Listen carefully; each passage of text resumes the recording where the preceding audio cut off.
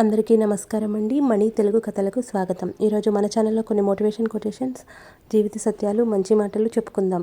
నీ గమ్యం చేరే దారిలో ఈర్ష్యపడే కళ్ళుంటాయి, ఎత్తి చూపించే వేళ్ళుంటాయి, వ్యంగ్యంగా మాట్లాడే నోళ్ళుంటాయి. బెదిరావో నీ గమ్యం చేరలేవు, సాగిపో నిరంతరంగా. పరిస్థితులు ఎప్పుడూ స్థిరం కాదు, కష్టం ఎప్పుడూ వృధా పోదు.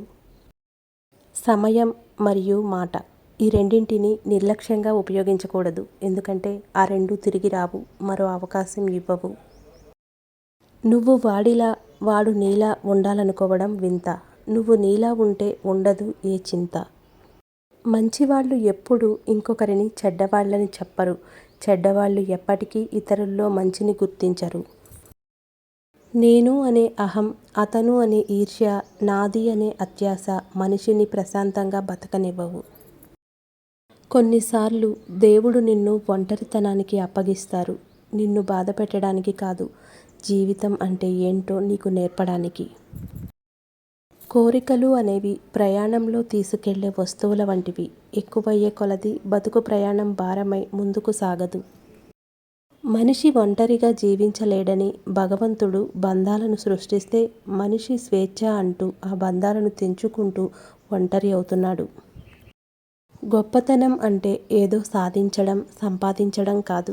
మన చేతల వల్ల కానీ, మాటల వల్ల కానీ ఎవరికీ బాధ కలిగించకుండా ఉండడమే నిజమైన గొప్పతనం.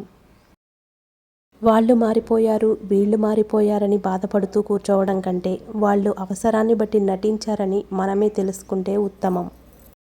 ఎలాంటి సందర్భంలోనైనా ప్రేమను పంచగలిగితేనే ప్రేమించాలి తప్ప అవసరం కోసమో, ఆనందం కోసమో మరొకరి జీవితంతో ఆడుకోకూడదు. అందరికీ నిజం కావాలి, కానీ అది మాట్లాడితే ఎవరికీ నచ్చదు. మౌనం మనసు మధ్య బంధం చాలా గొప్పది. అందుకే మౌనాన్ని చదవాలంటే మనసు ఉండాలి. ఇంటి కప్పుపై పడిన రంధ్రం సాధారణ రోజుల్లో కనిపించకపోవచ్చు. దాని బండారం వానలో బయటపడుతుంది. అలాగే కొందరు తప్పు చేసి ఎంత కప్పిపుచ్చుకున్నా ఏదో ఒకరోజు బయటపడక మానదు. కాలం గాయాలను మాన్పించలేదు, కానీ వాటిని తట్టుకొని ఎలా బతకాలో నేర్పిస్తుంది. నిన్ను ఎవరూ నమ్మడం లేదని బాధపడడం కన్నా ఎవరినీ నమ్మించాల్సిన అవసరం నీకు లేదనుకుంటేనే ప్రశాంతంగా బతకగలవు. ఒక మనిషి గురించి మరొక మనిషికి జీవితాంతం గుర్తుండిపోయేవి రెండే విషయాలు: చేతితో చేసిన సాయం, మాటతో మనసుకు చేసిన గాయం. నీటిని ఎక్కువగా మరిగిస్తే ఆవిరైపోతాయి. అలాగే భరిస్తున్నారు కదా అని ఎక్కువగా బాధ పెడితే బంధాలు కూడా తెగిపోతాయి.